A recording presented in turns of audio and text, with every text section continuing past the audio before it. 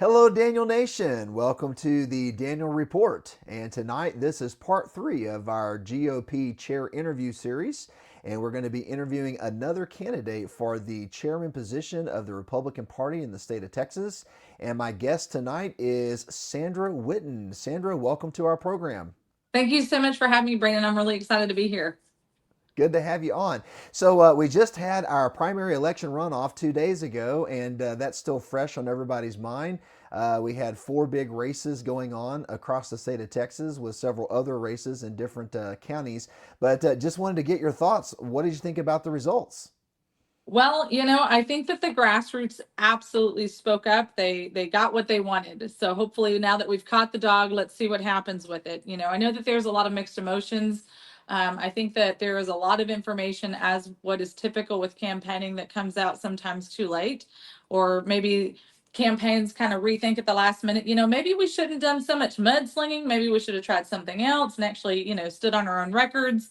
I think that I do think that this was one of the bloodiest primaries and bloodiest primary runoffs that I've seen since I've been involved in Texas politics. Certainly, I don't think that it gave put a good taste in people's mouth either, though. So just because it was, we may have gotten, the collective we may have gotten the results that were wanted, but at what cost? I mean, first thing out of the bat, James Tellerico comes out saying, "Hey, Cornyn supporters, there's room for you in our campaign." They see how divided we are. They see the bloodiness. They see the foaming at the mouth that we've created in this last primary, especially in this last primary. Uh, I think if I were a Democrat operative, I'd be kind of salivating at the mouth, just like Tallarico is, and saying, "Hey, there's a lot of room for us to be able to take feelings away from the Republican Party because they're so broken and divided right now." Yeah, definitely one of the most expensive U.S. Senate campaigns we've ever seen in our lifetime. I don't know what the final tally was, but wow, it was really expensive. So, Sandra, tell us a little bit about yourself. You're running for chair of our party, and we want to know who you are. So, tell us a little bit of an intro here. Sure. So, my name's Sandra Whitten. I'm a mom of four. My oldest is 21. My youngest is 7. I have lived on the border for the last 17 years. I ran for Congress twice here in Congressional District 28. That's South Texas against Congressman Henry Cuellar. The first time everyone said, "Oh, there's no point even supporting her, even thinking about her, because nobody can beat Henry Cuellar." What we did is we defied the odds with $26,000 during a pandemic. My race generated more than double the amount of Republican voters that in the history of the district. And so that made us a huge draw and a huge target, unfortunately. And outside sources, as it were, came in and decided to run against us the second go round, and they spent about $12 million in my race the second time, specifically to keep me out of it. So I think, and then they didn't even grow our number base, so that was quite frustrating. I was told by one of my opponents at the time, "Sandra, the problem with being a pioneer is you're the one that always ends up with the arrows in your back and you don't see the victory." And I can see that, right? I didn't like it when I was told it, and I certainly don't like it now. But history being what it is, there's some truth to that. And sometimes when we start out on an adventure, especially in politics or something new, I was the first Republican woman to ever run for this seat. I was the first Republican woman from Webb County to ever run, and to ever be the nominee. There was a whole lot of firsts in our campaign, and that's exciting. But I wasn't necessarily running because I was the first anything. I was also the first Border Patrol agent wife at the time in the history of the country who would ever run for Congress. And so, we had all of these firsts, which were exciting, and they should have been landmarks, right? Because we're all about being the first, and we're all about being inclusive and diverse now. But none of those things are what people care about. You know what I mean? They're great. They look fun on a billboard, but that's not what we're really here for. So, but one of the things that we did get to do in that time frame is that we got to help build parties down here in South Texas. We got to revive old parties in South Texas. We got to start getting precinct chairs in and getting, county chairs, and we started watching the growing pains of being new parties. And so that was just kind of something that I've taken with me since 2019 all the way to now, as this is the mission. This is the mission field for Republican Party. And if we're not seeing what's working down here and expanding that to the other parts of the state, because everybody wants to talk about South Texas, but nobody wanted to actually truly dig in and get involved in it, during the growing pains. And we're still in a lot of growing pains. So, that's kind of some of who I am in a super short nutshell. It's we had a podcast, Texas Fully Loaded. You can still find some of our clips and stuff like that. YouTube. We had a love-hate relationship with YouTube because they like to ban us all the time because we spoke out against transgenderism and we spoke out against the shot, all of those kinds of things. So we'd get banned all the time. Rumble, I believe, still has some of our stuff on it. So you can kind of see who I've always been and kind of where my stances have been, where I've come back and said, hey, I was wrong about this, even if it wasn't advantageous of me to do. But, I believe in transparency and making sure that if we have changed our mind or we have changed our stance, that there's a strong reason why, as to why, and that it's acceptable and tangible to other people. Awesome. Well, thank you so much for that introduction. So tell us, why are you running for the state chair? And if elected, what would be your top priority in the first 100 days? Wow. So I think the why is fairly easy, and it kind of goes back to a little bit about, who I am. So the why is South Texas is the only place of growth. South and West Texas is the only place of growth in the Republican Party. And it's not because the Republican Party has come down here. It's not because they've spent millions of dollars down here or even hundreds of thousands of dollars down here. All of the money that came through here was very fluid, and it was for certain campaigns. And what we still saw was we still saw growth.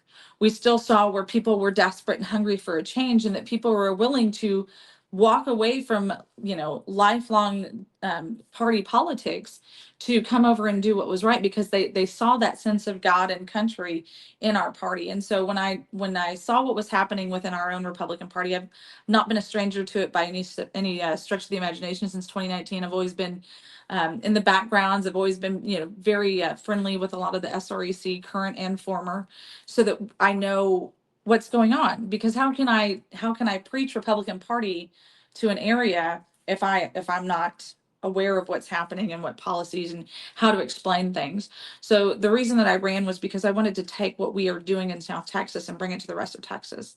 We've got to get out of the name calling. We got to get out of the the slamming, and we need to stop pouring money into causes or projects or areas that we're consistently losing voters in, instead of where we can strengthen ourselves. Like that, just, we have to have a better balancing act, and we're not doing that right now. And so we when I decided that it was time to run, it was because I didn't see where Abraham George or Dorinda Randall or Brooks McKenzie or any of the others were willing to look outside of their DFW Houston box and see what else is working where else. And, I think that people were desperate for a change. I originally was going to run for vice chair, and I decided to change to chair because people kept saying, "Hey, Sandra, we need something different." Dorinda and Abraham, yes, they're in an epic food fight, but it's still more of the same, and we're sick of that, and we're sick of not being represented if you're not in that kind of triangle, that Dallas, Austin, Houston triangle. The rest of the state feels left out. And so, if I'm elected, here I go with firsts again. The first Republican woman from South Texas to run for the seat, and that sounds great and it sounds exciting. But at the end of the day, there's a lot of work to be done. We're spending tons of money on rent for a building, for a floor that is not accessible to 98% of the Republican Party, and yet we have to be downtown in Austin so we have easier access to it. Was a longtime advocate, and even other SREC members, they don't have access to the RPT headquarters for one reason or another. They just never seem to be able to get it, no matter how many times they go to Austin. So we're going to make our headquarters accessible to Republicans. It seems like that kind of makes sense, right? So if we're going to have to spend that kind of money and be downtown in Austin, what some of this needs to be at the will of the body, but some of it has to just be common sense. I used to say when I ran for Congress that you want a coupon clipper that's signing signing the checks because you want to make sure that you're getting the best bang for your buck. And I don't see where we're doing that as a party right now. I think that we're wasting a lot of money and we're wasting a lot of efforts. And so one of the first things that we're going to do is we're going to kind of bring in some of that spending, cut out some of the stuff. And listen, it's going to hurt. It's not always fun to take a real look at and chunk out your budget. Nobody wants to do that. But we're going to do that. We're going to have a really serious look at probably getting rid of our lead counsel. There's been a lot of things that have just not been okay in that situation. And we're going to do some general housekeeping, right? You kind of expect that with pretty much everything, with any kind of new positions that might be coming into something. But we have to kind of scale things back because there's been so much fluff that we don't really know what's going on to say, hey, we're going to come in and we're just going to repaint the walls and forget that there's probably mold hiding behind some of that wall that maybe just needs to be replaced. So, some of it is very tangible. Some of it is we have to kind of get in there and see what we can do to fix it. But most importantly, it's making sure that the Republican Party of Texas constituents realize that we're actually here for you and not just for the highest bidder. Yeah, thanks for sharing your thoughts on that. So, the Texas GOP has multiple factions. You got grassroots, you got establishment, you have it's a big tent with a lot of different people. You mentioned about getting outside the triangle and getting these other southern parts of Texas, rural parts of Texas. So, how would you unify the party without diluting our principles? Well, I think right now we're seeing the biggest delusion of our principles ever. And listen, I'm not going to single out any kind of sexual orientation or anything along those lines, but you have the Republican Party of Texas chairman doing Facebook lives and reels and stuff with Scott Pressler, who's very openly, flamboyantly not a heterosexual, and so we want to bring in you know gay activists, and I'll just say it bluntly. We want to bring in gay activists from outside of the state, but we are constantly blocking the log cabins, or we're constantly blogging, anybody who is not straight heterosexual. Well, a lot of people have a problem with that. If you actually look at any of the comments, whether it's on Twitter or Facebook, people are like, "What is this? I thought that we were a party of principle, and here we are just throwing this all over the place."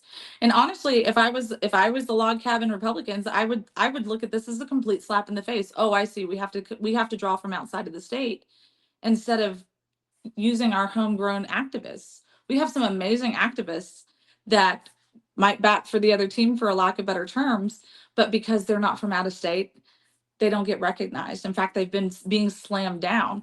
Now, that doesn't work everywhere, right? In Austin, it might work. In Dallas, it might work. In Houston, it might work. But you start going to some of those more rural communities, they're very uncomfortable with that concept. So when we say big tent politics, we don't want to exclude the people that are already inside the tent to be inclusive for people who've never wanted to be at our tent. And so we have to stop trying to put labels on everything, right? Just like I can sit here and scream, oh, I'm the first Hispanic, or, the first woman from South Texas to blah, blah. But that's great, but that's not a reason to do X, Y, or Z.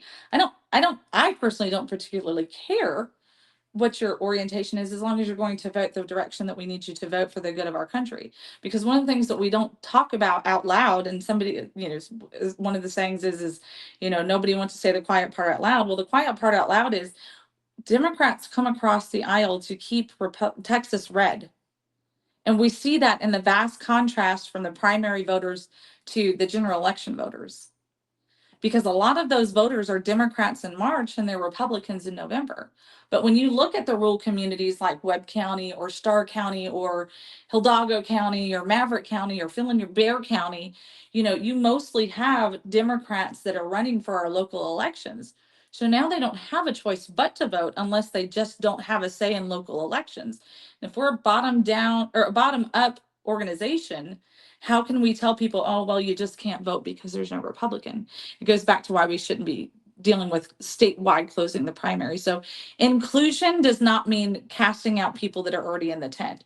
We have to find a way to work together, because we're literally opening the gate for Tallarica to do exactly what he did and said, hey, don't worry, all of you disenfranchised Cornyn voters, I've got a place for you at my house. We're not winning that way. Yeah. So, how do we handle conflict between the grassroots activists and elected officials? There's a lot of tension there with those who actually represent us in D.C. and in Austin. Mhm. And how do we bridge that conflict between the elected officials and the activists? Well, I think a lot of it, and just with whether it's with politicians and activists, or even in your home life, right? The more we don't talk about it, I like to say we don't talk about Bruno. The more that we don't talk about Bruno, the worse Bruno gets, right? Because now it's just a big we have no idea what it is. And so it's the same with our politics. It's the same with our elected officials. We have to start as a party, as people, right? We have to use some of those people skills that we have to use in our real jobs. We have to use those in politics now too. So what that means is that we have to sit down openly with our elected officials and start having these conversations. One of the biggest things that I was laughing about during this primary runoff race is like, and I'm going to pick on people that I love dearly, and people that I may not care about, but here is, or care as much about. Let me rephrase that. You had Dustin Burrows was endorsing in multiple races, right? So in one instance, Dustin Burrows endorsed Mays Middleton, who of course ended up winning for the Attorney General nomination, but he also endorsed Jim Wright. Nobody wanted to slam Dustin Burrows for endorsing Mays Middleton, but they certainly slammed him for endorsing Jim Wright. And they said, "See, look at this, rhino politics, rhino politics." And the problem is we keep using inflammatory language, thinking that there's no consequences, because that's what social media has taught us. There's no consequence to these actions. Look at Jared Patterson. I mean, he sits there and he runs his mouth all the time, and he slams the Republican Party of Texas. He slams the voters. He slams all of these people because he's angry and he's explosive. And so far, we have yet to prove him wrong. And he's literally just poking that fire and poking the stick and saying, "Hey, catch me if you can, because you can't." And so instead of us sitting down and saying, "Listen, let's find out what the root cause is," right? We want to talk about root causes, right? So where is the root cause of this diabetes coming from? Where's the root cause of this cancer coming from? Where's the root cause of whatever coming from? We're not doing that. So when we can finally come together as a party, and even, I'll pick on TRCCA a little bit. TRCCA had Dustin Burrows on a Zoom, and people were coming out of the woodworks to be angry. Well, he's still the Speaker of the House, the duly elected Speaker of the House. Whether we like him personally or not, he's the kid at the dance that we have to dance with, because our dance mate didn't get there. Hey, there are several people that are going to be on the November ballot that I did not want to be on the November ballot. But guess what? That's who's there now. So we have to, if we have to work with them. Here in South Texas, we don't have the opportunity to not work with our elected officials. Every single person in my county of Webb County, is a Democrat on paper. And so if I want to get anything done in my county, I have to sit down and work with him or her. We have to now bring that principle to the Republican Party. Hey, listen, you know what? We're going to sit down with you. We're going to make this work. We're going to be public about our sits downs. We can have behind the door conversations, but by God, we're going to sit down on camera. We do Zooms for everything else under the sun. We're going to do the same thing right now. And we're going to sit down. We're going to get down to this root cause. We're not going to sit here and name call. We're not going to sit here and say, "Well, you're a rhino," or "You're a spineless mother of you know what." Like, we're done with that. We're not in high school anymore. Like, this is not even things that we did in high school because we were afraid to get sent to the principal's office. I mean, we're all in our 40s and 50s, and we're over here fighting like we're on a schoolyard. This is how this Democrat takeover happens. I'm originally from Virginia. And I tease, when I left Virginia, they went blue. But the history shows that when I left Virginia, they went blue because we as Republicans decided to be complacent. We didn't think that we had to be involved because, oh, somebody else is taking care of it. And then the mudslinging started, and then the infighting started. And guess what? Normal people don't want to deal with that. There's no room for a moderate in the Republican Party, and the Democrats are more than happy to welcome them. That's how we're losing. And that's how, if we don't start bringing these groups and these factions together and saying, "Hey, we all have to work together, or we will lose." There's no questions. That's a statement. If we don't start working together, and we can hold these people accountable to when they come back at us. But right now, all the conversations with these people are behind closed doors, and you don't want to sit down and talk with somebody who calls you everything but a child of God. So why should we expect them to? It doesn't matter that there are elected officials. Look at Jared Patterson. He continuously gets reelected because his voters are saying, hey, listen, you know what? He might be just like Trump. He might be a butthole and he might have a bully pulpit, but he hasn't necessarily completely been wrong. Is he doing everything that we like? Not necessarily, but he's still getting the job done for our area, right? That's how he keeps getting reelected. So Yeah. we have to find a way to work with these people and hold them accountable, but in love and in a, I don't want to say like a parent-child relationship, but just because my kids got in trouble and got grounded doesn't mean I stopped loving them. Yeah. Thanks for sharing your thoughts on that. So let's talk about fundraising. How do you balance the priorities of the grassroots versus what we would call the major donor class? They each obviously have priorities that come with those donations. So, I mean, how will you ensure that the grassroots are felt and heard while at the same time, accepting those major donors and donations to the party and, of course, the agenda that they want to see done?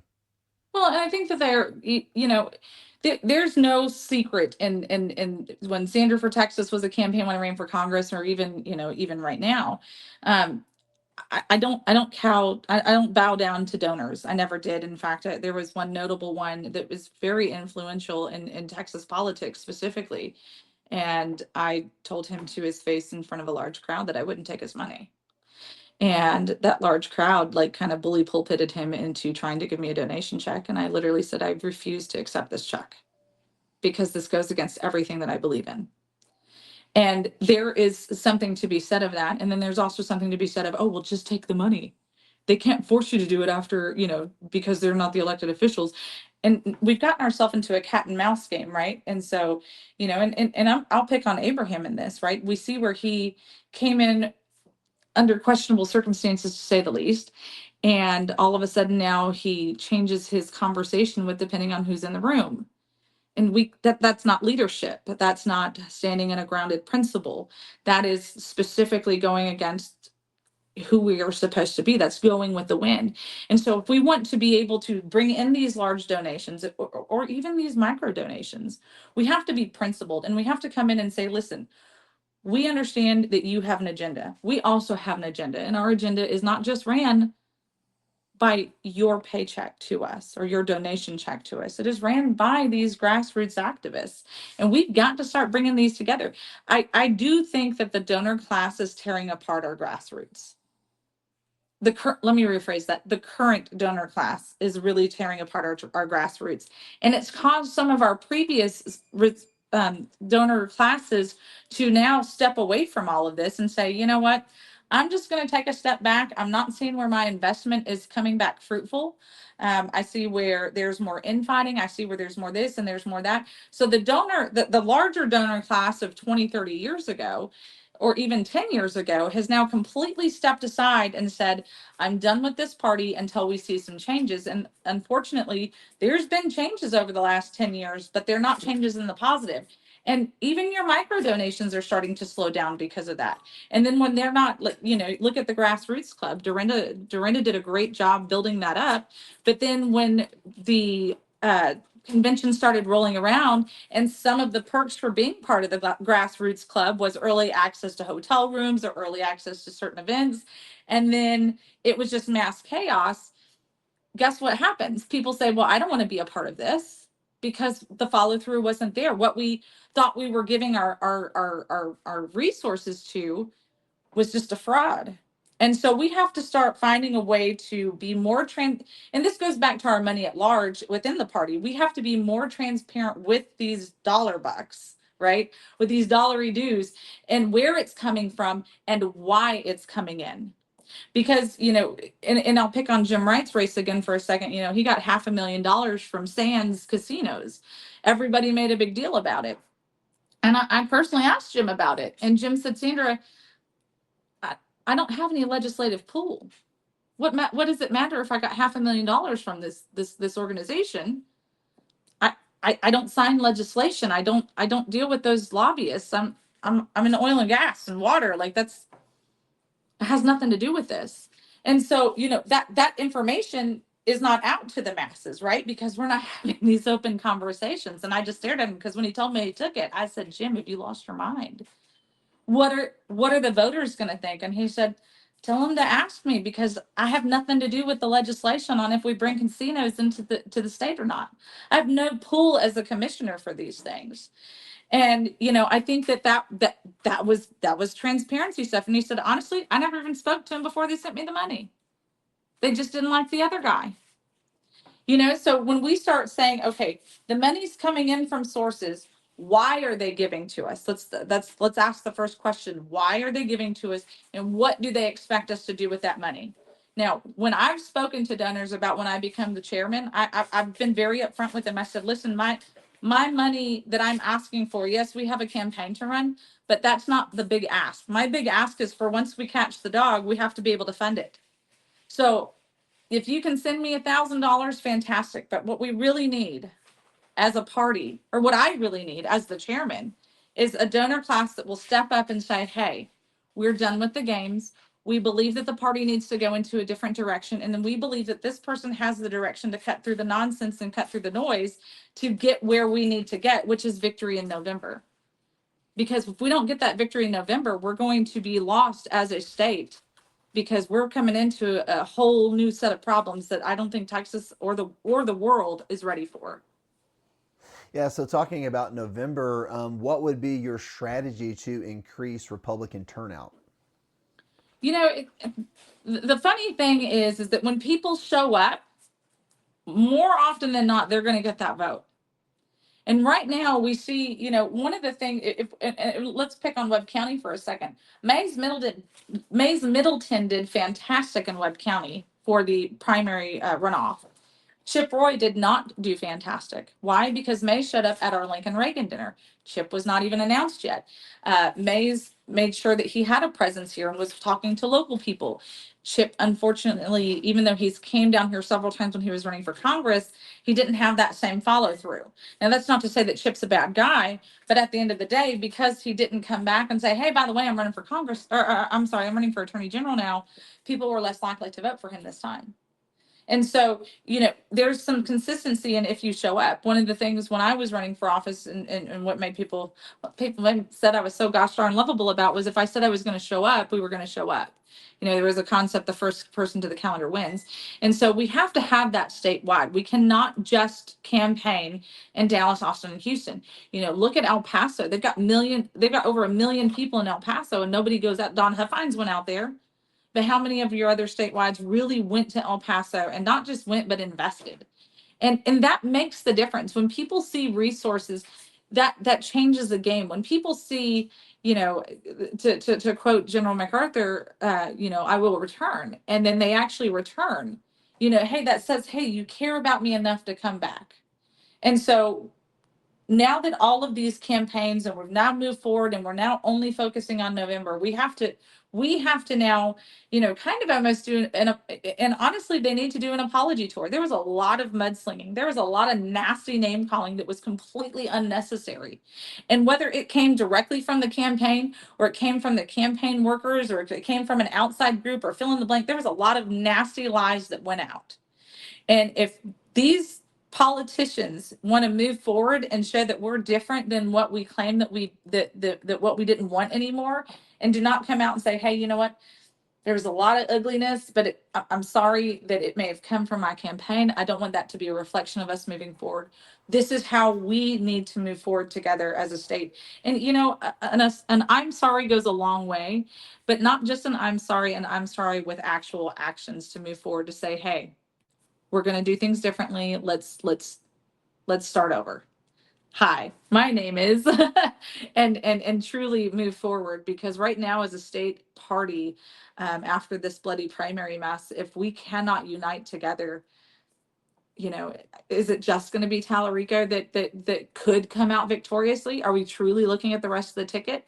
We want to pick on that race because it's low hanging fruit, for lack of better terms, but we're seeing it all the way, and even at the top of the ticket. Gina Hinojosa, as far as I've openly called her South Texas's Gloria Steinbaum, and people aren't paying attention to that. She's going to do, or the governor of Virginia. She ran as a moderate. She's going to bring everybody together. And the second she became the governor, she started signing some of the worst gun legislation we've seen in the country. And as one of the original 2A states, our founding fathers are rolling in their graves. Virginia is the mother of presidents, and it's because we had strong principled presidents who wanted to limit government. And now, look at us. There's no longer the Patrick Henrys in the room screaming, "Give me liberty or give me death," from a place of authority. Yeah. So let's talk about, you mentioned accountability of our lawmakers. I mean, how involved should our party be in holding elected Republicans accountable to our platform? And are you a strict believer in the Rule 44 penalties, 1, 2, and 3? Or are you a little bit more lax on those applications of penalties? So no, I think right now, and listen, I have a full disclosure here. I originally was all in for rule number three. The problem with I'm sorry, with option number three, the kill switch option, is we cannot legally enforce it right now, and that's a problem, right? So we have this option on the table that is not truly a viable option, which is why Jared Patterson was able to run his mouth and say, "I was waiting for the lawsuit," right? I was hoping that the White House wasn't going to step in so that I could sue the party, right? Because whether we like him or not, he's right. That option is not a legal option right now until we change the laws and we make it a legal option. It's not. It's just fodder. Now, if we start looking at options one or two, or if we even start changing up some of the other or verbiage in there, yes. Because again, it goes back to having some accountability, right? Tough love does not mean I hate you. Tough love means, hey, here's our boundaries, and if you're not respecting our boundaries, then we have to, do something different. And so it's the same thing with our legislators. And we have that goes back to what we talked about at the beginning of the conversation, right? About having these open dialogue conversations and say, okay, here, as the Republican Party of Texas, here are our expectations with our nominees, right? There's a difference between a nominee and a candidate in the primary, a huge difference, and people don't understand that. I think it was a little bit vile that the chairman of the party was getting involved with these primary races before they were our nominees. That was not his role. That's not his responsibility. His responsibility is to lead the party into victory in November. So in that, we are supposed to have these guidelines and this expectation that no matter who the nominee is, our chairman is going to champion them all the way across the finish line in November. And we don't see that. We even saw on the RPT website, or I'm sorry, social media pages last night, where, for example, CD9 was the only one that was talked about last night, even though all of the races were called last night. There may be some stuff, or I'm sorry, the other night, Tuesday night. They're sleep deprived, selection season, but so we see where we're picking and choosing what campaigns we want to talk about instead of saying, no, we're past that. We have to talk about everybody moving forward. And I think that that's something that when we're only focused on our friends in this form of nepotism, instead of allowing there to be, we're going to do some even cuts here across the room, then this is going to continue to go on. So I think that when we I'm sorry. I think that when we start moving forward in these conversations and moving into a November mindset, these are some of the things that we have to take into accountability. Yeah. So, where do you think Republicans are currently losing in the messaging battle, and why are we losing with that messaging? We're losing in the inconsistency, right? We have outrage about one thing, but then not outrage about the same thing, but from a different person, right? So let's go back to the Dustin Burrows endorsements. Dustin Burrows endorsed Mays Middleton, and he endorsed Jim Wright. And we were angry that he endorsed one but not the other. And so, because naturally, when it's our guy, we want to be like, yes, this is the one for me. And well, he's not right all the time. So we have to get out of that mindset. We have to get out of that messaging of inconsistency. We have to be consistent. When I ran in the 2020 cycle, and Chairman West was there, one of the things that we saw was where the Republican Party of Texas, through certain funds, actually paid for campaign material and campaign videos for some congressional candidates and refused it to other congressional candidates. So RPT then, when the injustice was brought up, RPT then came up and said all of the other congressional candidates were then sent something and said, hey, there was an oversight, and all of you, there was about 10 of us in total that were completely left out because we were not in the Dallas, Austin, Houston triangle. And so they came back and they said, hey, we're going to do, we're going to allow some equal airtime for everybody, because we're fighting for November now. We're not playing primary games. And our party has gotten so used to playing games that we've now made that the norm. We've got to readjust the scale a little bit, take everything off the table, and then come back and say, okay, here's what's working and here's what's not working. This messaging of, the different factions, right? I when I ran in 2022, I had a concept of being a rhino hunter, right? We were going to take out all these Republicans who were working against us. The problem is that we use the term rhino so flippantly now that we don't actually know who a rhino is anymore. And that's a real problem, because now we don't know who the bad guy is, because one election cycle they're the bad guy, next election cycle they're not the bad guy. We have to get rid of the name calling. And right now our party has gone from claiming we're the party of God and country to we're just the party of throwing rotten fruit at one another. And we're not going to win in November, because people are completely turned off by it. People who have been for our party for their entire lives are saying, I'm not showing back up for this food fight anymore. I'm not coming to convention this year, because, I think that the food fighting's gotten out of control. It's gotten so expensive. There's so many things. I used to be so heavily involved. And I remember when I first got involved, and I would talk to people who were highly involved 10, 15, 20 years ago. And they said, Sandra, I wish you all the best. I hope that you can change the party. This was back in 2019. I hope that you can change things and turn it around. Because right now the party has gotten so disgusting. I don't even want to show up and vote anymore. We're turning off our own people because of how vile we have become as a party. Thanks for sharing your thoughts on that. So let's talk about sort of your background and qualifications for being the chair. What experience do you bring in managing large organizations, budgets, or teams? So teams, we ran a 9 county campaign, and I know that's much different than 254 counties. I'm not going to pretend that it's not. But it was all about mobilizing our people. It was about empowering them to, hey, do what we need to do, and motivating them. We have to motivate people to be involved. One of the things that I've talked to donors that I'm trying to bring back to the party that they're not seeing is they're not seeing from the chairman. And I've responded to them, well, how can you expect the chairman to perform when their state party is not giving them the resources that they need?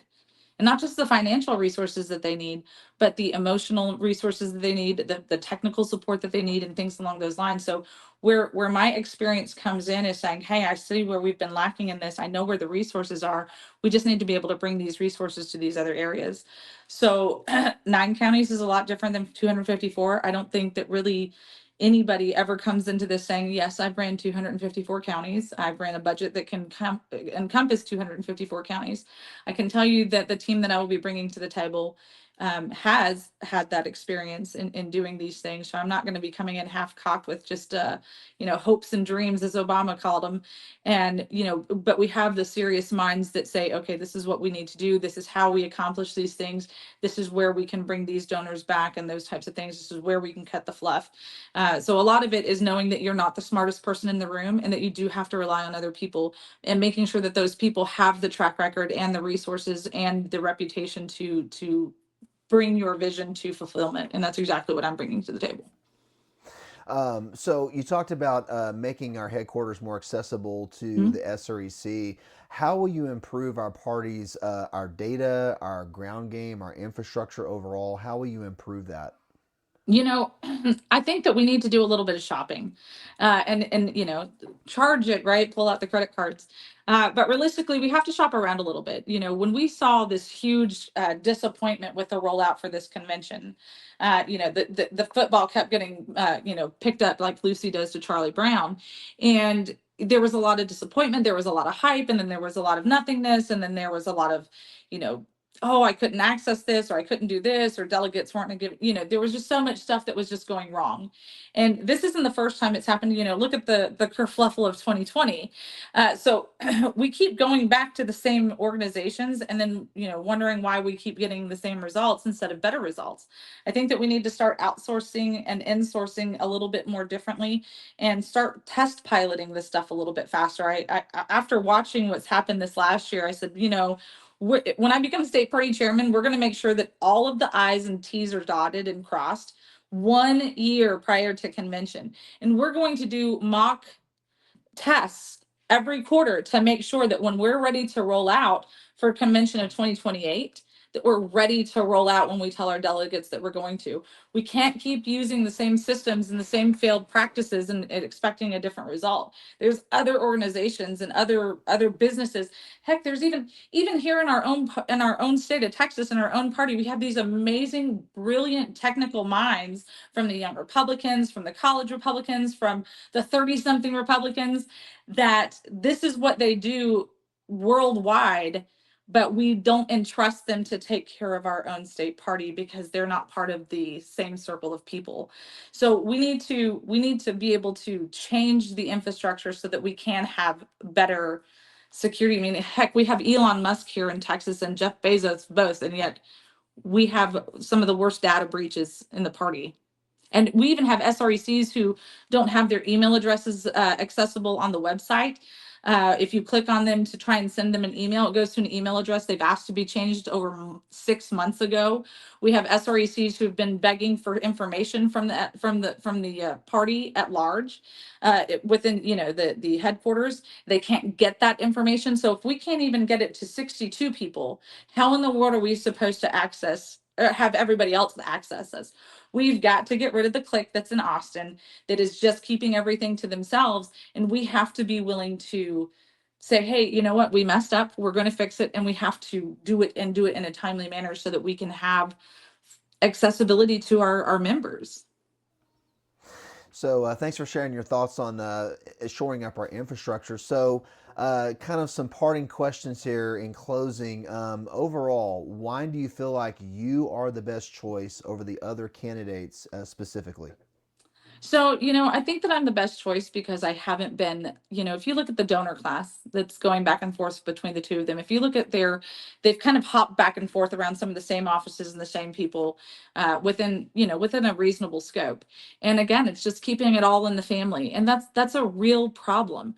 We have got to reach from outside of that little circle because Texas is a lot bigger than 10 counties. It's so much bigger and there's so much more Texas out there. We have to be somebody who has been in all of these places, not just because the RPT financed them to be there. We need people who have been in those places because they have a love for the state and for our counties and for our country, and most importantly, for our Texas. Not just because some donor is telling them to say, not even some donor, because some consultant is telling them to do something. I think one of the most frustrating things about watching the election cycle, but most importantly, watching what's happening in our RPT is, well, we have to see what the consultants say. We have to do what the consultants say. Listen, there's a time and a place for the consultants, but we didn't hire the consultants. We didn't vote for the consultants. We voted for the politician. And so I firmly think that if we get Abraham again, we're going to have a lot of problems. We already see these problems. I don't think that anything is going to get any better. Um, I've heard rumors, and I'll disqualify that, or qualify that, I'm sorry, and say that they were rumors about his explosive temper. And I've seen where Dorinda has truly been trying to do her best part in that. But I also see where she wasn't being loud enough when she was given the microphone to do so. And we have to have somebody who's not afraid to stand in front of the people and say, listen, this is what's actually going on. This is what has been happening, and this is how we can fix it. And I don't see that from either one of them. And I think that when we have somebody who's not in the middle of having to bow down or, take care of promised favors or be concerned if the same consultant's talking to their consultant and all of those, Austin games that we see being played happen, I think that that's when the party is truly going to win, when we can get somebody who is outside of that loop. That's why I Awesome. think I'm the right person. Well, we appreciate you sharing your thoughts. Sandra, where do people go if they want to find out more about you and your campaign? Sure. So they can go to the link right here, canva.link/Sandra4Chair. You can also go to Facebook. That's where I'm honestly the most active at. I'm starting to get a little bit more on X. I try to stay out of the comments because we got to get rid of the food fight, and that's really all that most of those comment wars are about. But I'm going to be at convention. I'm going to get there on the 8th, and I'm going to be there all week long. So you can definitely find me. Reach out. I promise your SREC has access to my phone number. So give me a call if you have any questions. I'm I'm happy to talk to anybody, but I'm not going to fight with you because we're not winning if we're fighting. Awesome. Well, Sandra, we appreciate you coming on the Daniel Report and telling us about your candidacy for state chair. I just want to put up the website for the convention, texasgop.org. If you still need to get your hotel room or need to get your tickets for convention or for any of the events going on at convention, you can get all that through texasgop.org. I will be there as a delegate. And Sandra, looking forward to meeting you there down in Houston. Wishing you the very best. And thanks so much for coming on my show tonight. No, Thank I you. really appreciate it. Thank you so much. We'll see you guys soon. Okay, see you soon. Bye bye. Bye.